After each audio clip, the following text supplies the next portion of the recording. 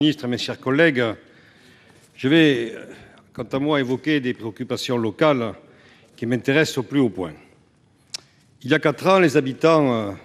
de la petite commune garonnaise de Franquevielle ont été parmi les premiers à subir, je dis bien à subir, puisque par la force des choses, ils ne le savaient pas, un forage d'extraction de gaz de schiste. Ces derniers, mal et peu informés par la société chargée de l'extraction sur la nature réelle des opérations, pensaient avoir sous leurs pieds l'or noir, comme le titrait à l'époque le quotidien local. Il s'agissait en fait de gaz de schiste, dont la société Vermilion Pyrénées avait reçu l'autorisation de prospection du sous-sol de la part du gouvernement, qui s'apprêtait, et ce n'est pas le moindre des paradoxes, à lancer le débat sur le Grenelle de l'environnement. L'exploitation du site de Franquevielle a duré près de 2 ans, pendant lesquels une installation destinée à forer le sous-sol jusqu'à 2600 mètres de profondeur a tourné jour et nuit en mobilisant une surface bétonnée de plus d'un hectare, soit presque 2 terrains de football. 1 an après le début des opérations, l'entreprise, réalisant que le gaz n'était pas en quantité suffisante pour assurer la rentabilité de l'opération, tout a été stoppé, avec à la clé, bien sûr, des dégâts dans le sous-sol. Pourtant, le permis de forage, dit permis de foie, accordé à Vermilion Pyrénées, et qui couvre une zone de 549 km², située à cheval sur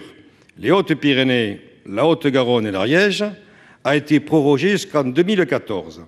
Et c'est ainsi qu'il prévoit l'ouverture d'un 2e site de forage en Haute-Garonne, situé du reste à une trentaine de kilomètres du lieu précédent.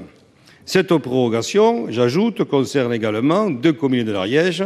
Mérigon et le Mas d'Asile, et la liste n'est sans doute pas exhaustive.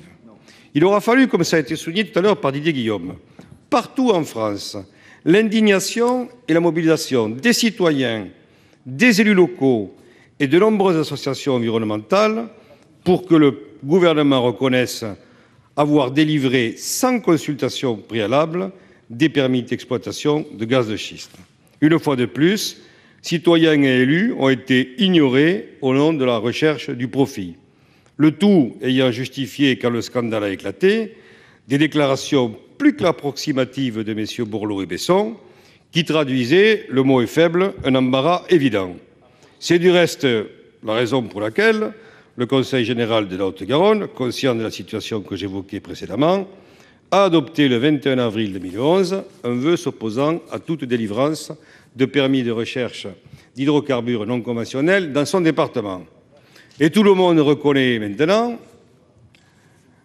que l'exploitation de cet hydrocarbure n'est pas, en l'état de la technologie actuelle, compatible avec la protection et la sauvegarde de l'environnement, énoncée justement par le Grenelle de l'environnement et officialisée dans la Charte d'environnement.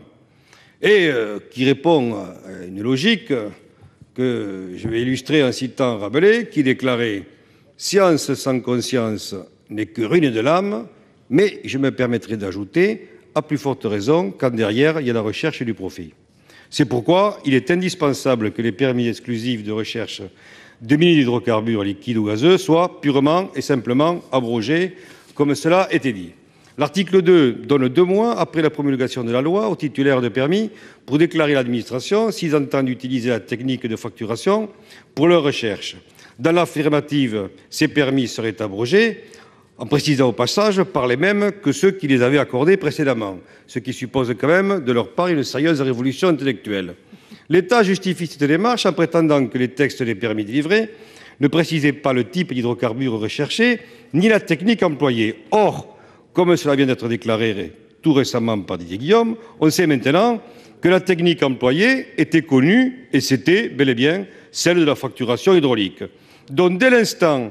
où dans le même temps aucune technique alternative n'est envisageable, pourquoi accorder ce délai de 2 mois pour interdire cette pratique? Tout cela est éminemment bizarre et s'apparente à la possibilité offerte aux